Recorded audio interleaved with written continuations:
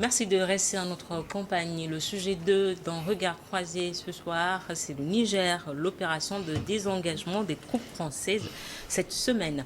Dans un communiqué, l'état-major de l'armée française a annoncé jeudi qu'il va lancer l'opération de désengagement dans la semaine en bon ordre, en sécurité et en coordination avec les Nigériens. Selon le CNSP, les 400 soldats français basés à Oualam seront les premiers à plier bagages.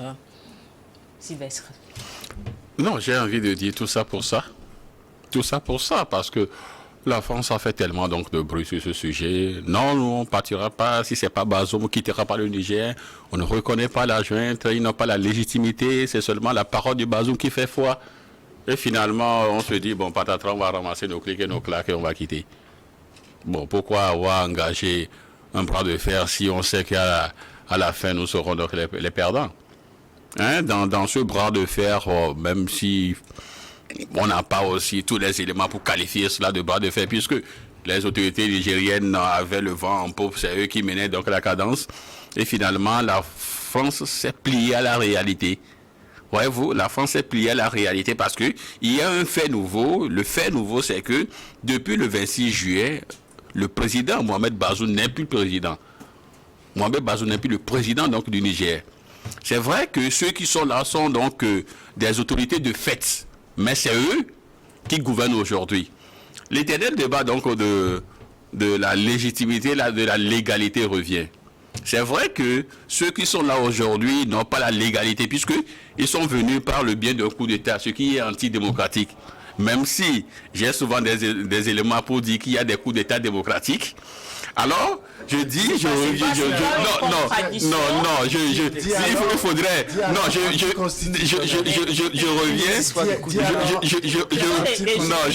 je sais que mes interlocuteurs vont céder à leur passion, mais j'aurais quand même le temps donc de leur décrire ce que je mets dans le coup d'État démocratique. Alors, je reviens en disant que, en fait, dit tout simplement anticonstitutionnel. Non, je dis démocratique. Alors, je reviens. Je reviens, je dis, voilà, quoi. Et à la fin, ils auraient pu coopérer avec les autorités de fait, puisque la France qui est restée dans ses colonies pendant des décennies, c'est au moins la manière dont les choses se passent en Afrique. Une fois que des militaires ont réussi à déposer un président, il est vérité, ce serait véritablement une magie que le premier, c'est-à-dire que le président déchu revienne au pouvoir. Vous voyez un peu rétablir l'ordre constitutionnel. Oui, le soldat Bazoum, je ne crois pas. Je ne crois pas. Et entre-temps, on a annoncé que non, on va intervenir militairement. Je disais que ce serait donc en fait l'erreur sublime, pour ne pas dire l'erreur fatale. Parce qu'une fois que le premier coup de feu sera tiré au Niger, je vous dis que du fait de la situation, ceux qui savent que en fait ils viennent chercher Bazoum et ils viennent nous chercher feront la peau à Bazoum. C'est-à-dire que nous vivons ensemble, nous mourrons ensemble. Ce serait donc et c'est Bazoum qui perdra la vie finalement. Donc bon, entre-temps, je crois que les gens sont revenus à de meilleurs sentiments. Aujourd'hui, la France coopère avec les autorités de fait pour que le retrait soit coordonné. Il aurait pu en amont imprimer cette posture-là, qu'on n'en sera pas là aujourd'hui. Peut-être que l'ambassadeur donc de France, Sylvain Ité, serait encore au Niger, même si lui aussi il est coutumier du GAF, parce qu'on se rappelle, il disait entre-temps que l'eau du Niger vient, c'est de l'Europe, c'est l'eau que les Nigériens boivent, que c'est l'Europe qui leur fournit en fait l'eau. Donc l'eau du Niger, c'est l'Europe. Vous voyez un peu un ambassadeur qui va à cet extrême-là. Les gens ne l'ont pas pardonné. À un moment donné, il a même voulu donner des coups de poing même à un activiste lors donc d'une conférence et tout. Donc c'est quelqu'un que les Nigériens ne portent pas. Donc, et si c'est ce monsieur-là qu'on demande... Les soldats français vont le suivre. Vont le suivre, mais ils ne vont pas prendre la direction du Bénin. Oui. Toutes les directions sauf le Bénin. Il faut insister là-dessus. Achiraf, le Niger estime que les 400 soldats français seront les premiers à partir. Est-ce qu'on peut parler aujourd'hui, comme il le dit, d'échec total de la France, malgré qu'il y ait des tractations avec le pouvoir en place? Oui, mais est-ce qu'on peut parler de l'échec total? Tout dépend de la perception, disons, des uns et des autres. La France ne considère pas sa présence dans le Sahel comme un échec. Comme un échec. Ils estiment qu'ils ont quand même fourni des efforts louables et qu'ils ont obtenu des résultats tangibles. Maintenant, les pays qui abritent ces forces françaises estiment que les efforts n'ont pas été fournis, que disons, le cahier de charge n'a pas été réalisé. Donc, à partir de là, ces forces françaises-là n'ont plus leur place dans ces pays sahéliens. Ce qu'il faut savoir, c'est que la France aujourd'hui paie, disons, d'une attitude condescendance par la voie de quoi, du droit de légation. Le droit de légation, c'est-à-dire les prérogatives des ministres des Affaires étrangères et même des ambassadeurs. Il a donné un exemple très concret d'un ambassadeur quand même assez condescendant qui fait la morale et qui infantilise les autorités d'un pays. Donc aujourd'hui, je crois que les attributs, je l'ai dit ici, de la souveraineté sont incompatibles avec la présence d'une force étrangère et que le Niger a tout à fait le droit de souhaiter le départ, disons, des forces françaises. Maintenant, moi, je reste quand même assez prudent parce que demander le départ des forces françaises veut dire tout simplement qu'on a la capacité également d'assurer d'assurer la sécurité nationale ou de reconquérir. Le Niger a accueilli ces forces françaises parce qu'elles étaient chassées du Mali. Oui, parce qu'elle était chassée du Mali et les défis sont... Oui. Oui, effectivement, les défis sont les mêmes. Ils sont là pourquoi? C'est pour la lutte contre les terroristes. C'est pour reconquérir les territoires perdus de la République. Et ces territoires perdus de la République aujourd'hui constituent l'un des défis aujourd'hui des autorités maliennes, que ce soit les autorités militaires aujourd'hui qui sont à la tête du pays. Donc, je reste assez prudent. On peut demander le départ des forces françaises, mais on doit également s'assurer qu'on a une puissance publique quand même assez forte. On coordonne des activités militaires sur le terrain, capables d'obtenir des victoires éclatantes. Donc, aujourd'hui, c'est la question vraiment qu'il faut se poser. Donc, du point de vue... Et n'oubliez pas, les gens l'oublient. Moi, je crois qu'il faut aussi axer une argumentation sur, disons, les chambres délibérative, parce que dans la plupart du temps, lorsque un pays veut abriter une force étrangère, on demande quand même l'avis de l'Assemblée nationale. Dans le cas d'espèce, la représentation nationale au Niger a donné son accord. C'est vrai, sous la présidence Bazoum, même maintenant, il y a aujourd'hui une orientation politique totalement différente de celle qui existait avant, donc on ne peut que prendre acte. Donc aujourd'hui, la France dit, mais il y a également un élément que la France a soulevé qui peut également servir de point d'achoppement entre les autorités nigériennes. La France dit qu'il prend acte vraiment du retrait, mais qu'il le fera à leurs conditions. Ce qui veut dire qu'à leurs conditions, ce qui veut dire qu'il y aura un calendrier jusqu'à la fin de l'année. Donc, j'estime qu'à leurs conditions, ça risque également de créer des relations conflictuelles entre les autorités militaires. Je crois qu'ils doivent quand même trouver le juste milieu. Les autorités militaires nigériennes doivent présenter un agenda aux autorités françaises. Il appartient aux autorités françaises d'apporter des amendements et de trouver un calendrier beaucoup plus réaliste pour le retrait total de ces forces françaises je vous lis également le communiqué du Conseil national pour la sauvegarde de la patrie qui dirige le Niger. Oui. La base aérienne de Niamey, où sont stationnés la majorité des militaires français, sera ensuite démantelée d'ici à la fin de l'année. C'est encore condensé avec ce que l'état-major français dit. Mais est-ce que c'est une opération aussi complexe? Mais j'aimerais la demander. Oui, bien sûr. Oui, cette opération, elle est très complexe parce que quand nous prenons le cas du Mali, où on a mis pratiquement plus de 8 mois pour faire partir les 5000 soldats français. Les forces d'occupation. Force d'occupation. Non, pas. Je crois que je voudrais dire deux trucs par rapport à tout ce que Achraf a dit. Quand il dit si les militaires français quittaient le Niger, est-ce que le Niger est capable d'avoir des victoires éclatantes? Il faut de petites victoires quand même d'abord, parce que là, la situation au Sahel elle est très préoccupante au point où aujourd'hui, si on arrive à gagner une portion du territoire. C'est déjà une victoire éclatante. C'est très important. Et la deuxième chose, je voudrais aussi dire qu'en réalité, les forces françaises étaient déjà au Niger, mais cette force-là a été renforcée quand elles ont quitté le Mali.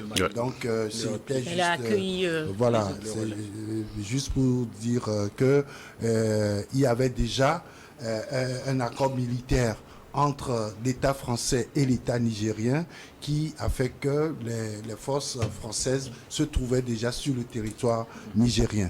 Mais ce qui s'est passé, c'est qu'à l'arrivée de Bazoum, les Nigériens ont dit désormais il faut un accord qui doit être étudié à l'Assemblée nationale avant que quelque force étrangère n'arrive sur le territoire nigérien. Et c'est ce qui a été fait. C'est pour ça, au départ, la France ne voulait pas tout de suite quitter. Quand les nouvelles autorités, les putschistes ont demandé à ce que la France quitte le territoire nigérien.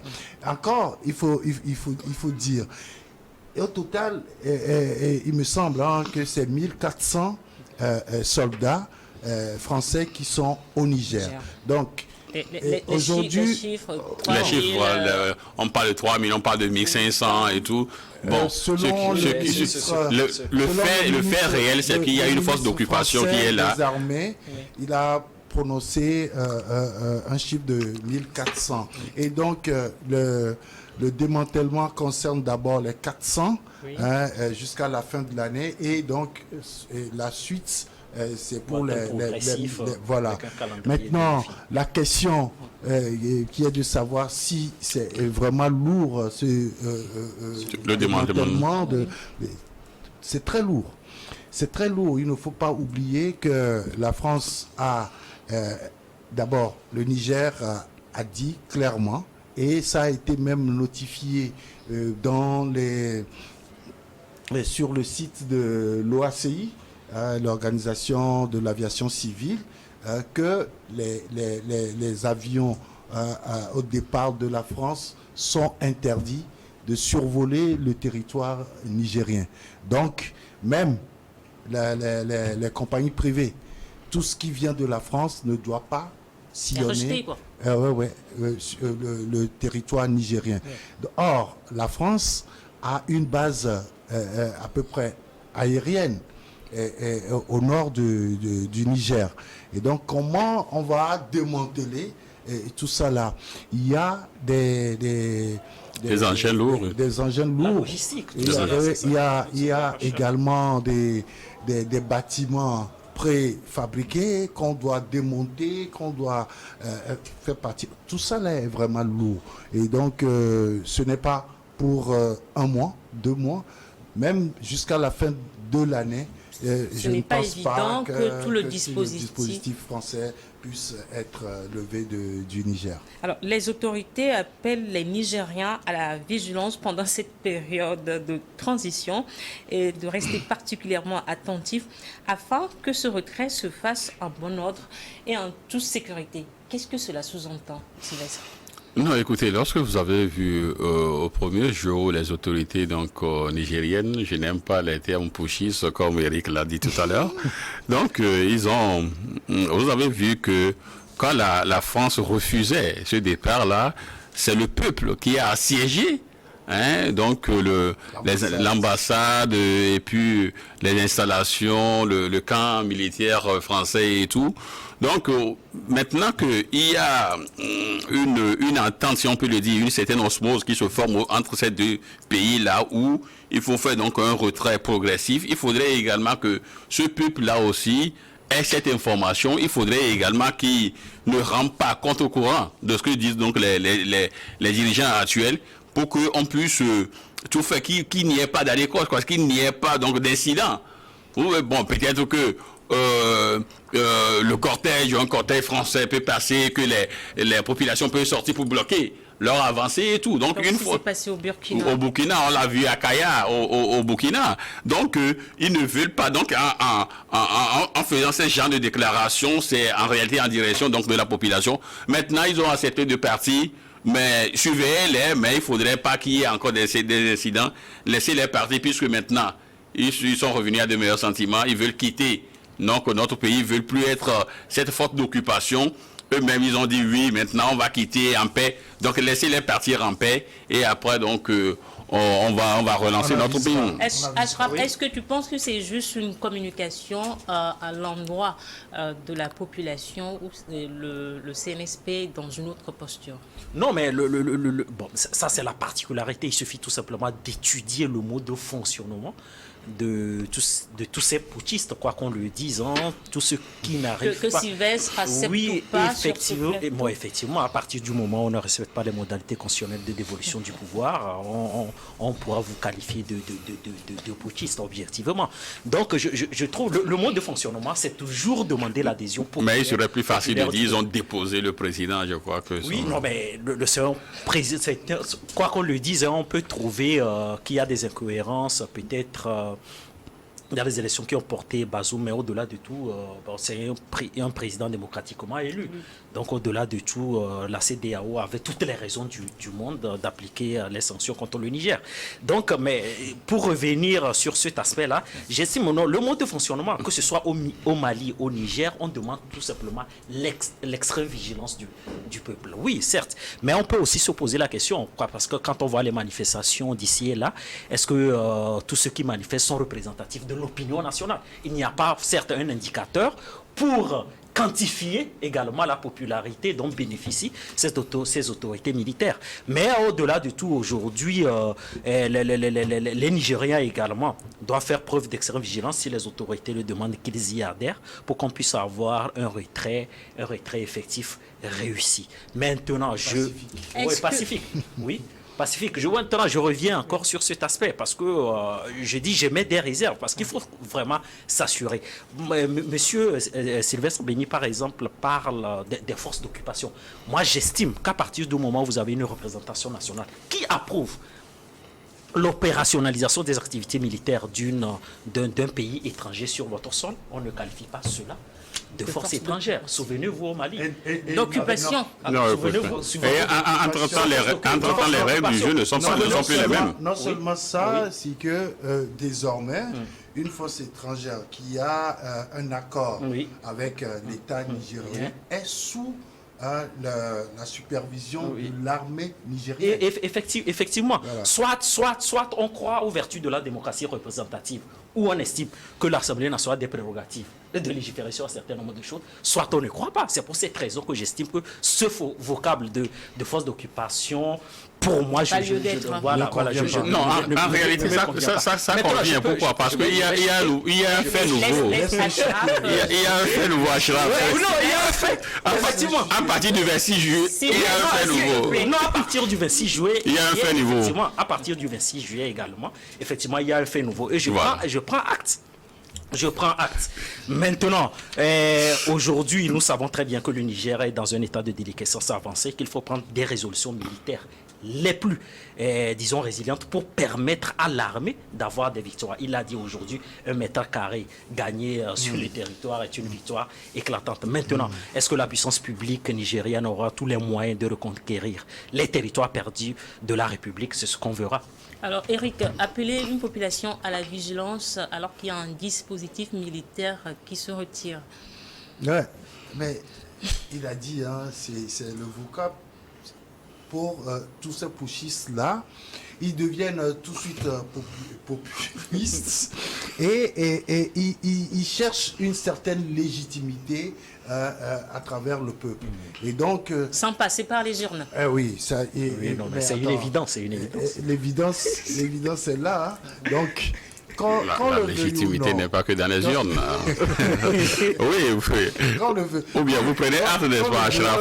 La légitimité n'est pas que dans les urnes. Vous savez, quand Sylvestre disait que les Français auraient pu accepter partir tout de suite, non.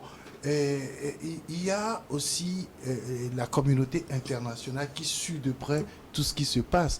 Comment se fait-il qu'on peut accepter un coup d'État? On peut révoquer un coup d'État ailleurs et l'accepter quelque part.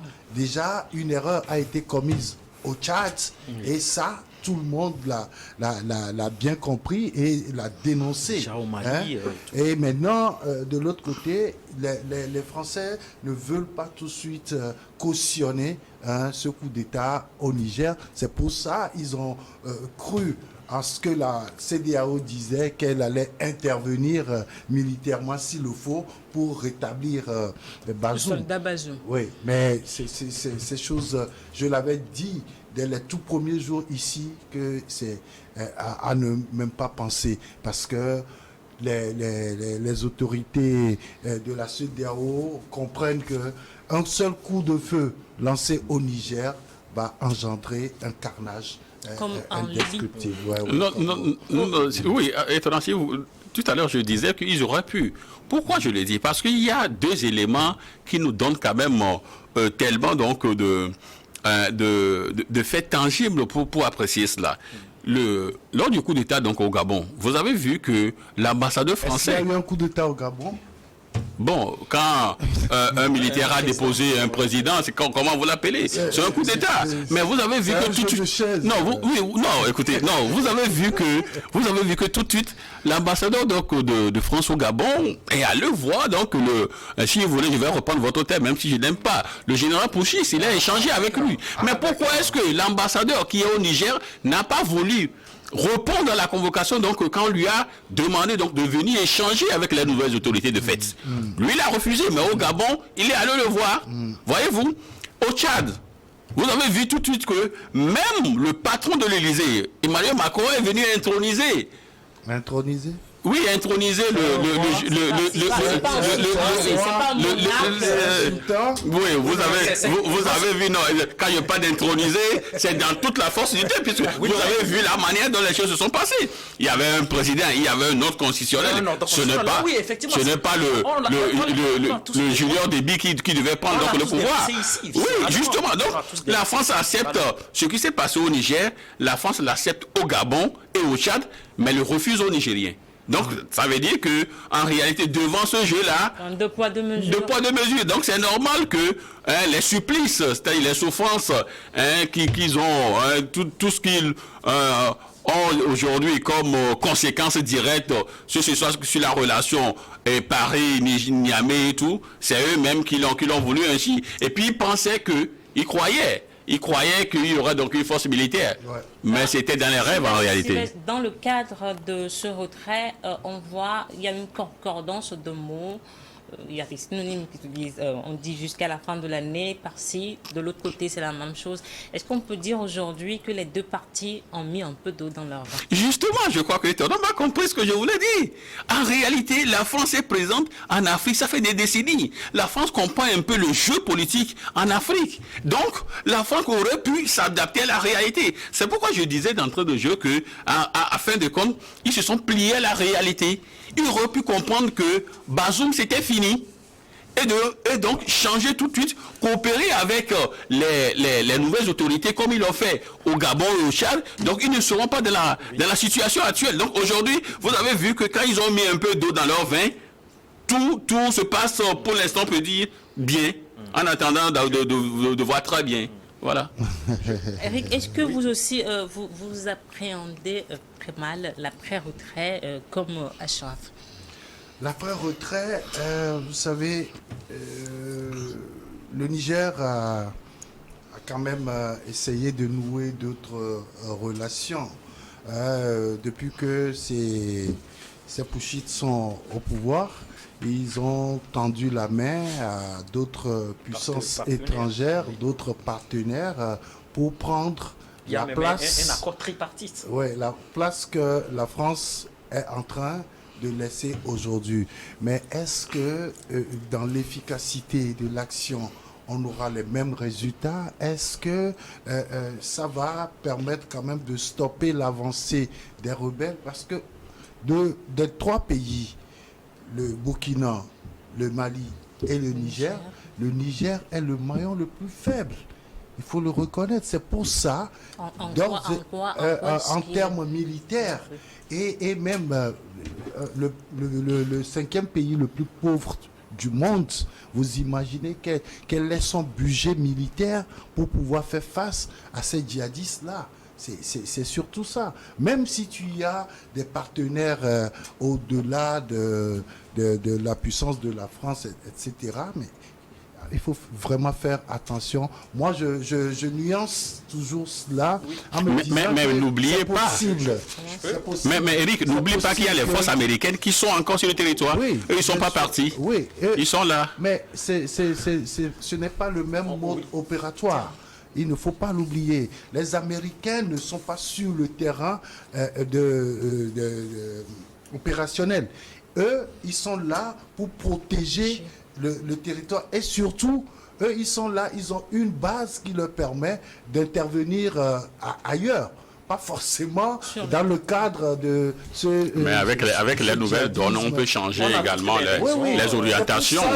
C'est pour ça que je dis que je nuance toujours cet après chose. L'après. Pour finir rapidement. Oui, non, mais on a toutes les raisons d'appréhender après, disons, le retrait effectif des forces françaises. Parce que, bon, il y a des panafricanistes, des activistes qui vont me traiter de tous les noms. Mais moi, j'estime que j'adore le continent africain. Et j'estime que s'il doit avoir des conséquences dévastatrices après le départ des forces françaises, il faut s'interroger. Il faut s'interroger parce que ce ne sont pas ces gens-là qui vocifèrent à longueur de journée sur les réseaux sociaux, qui prennent des armes sur le terrain. Donc il faut se poser vraiment des bonnes questions. Donc j'estime qu'aujourd'hui que les militaires doivent prendre des résolutions aujourd'hui qu'il faut pour reconquérir les territoires perdus de la République. Maintenant, vous l'avez dit, la France a changé un peu de posture. Ils ont mis vraiment de l'eau dans leur vin.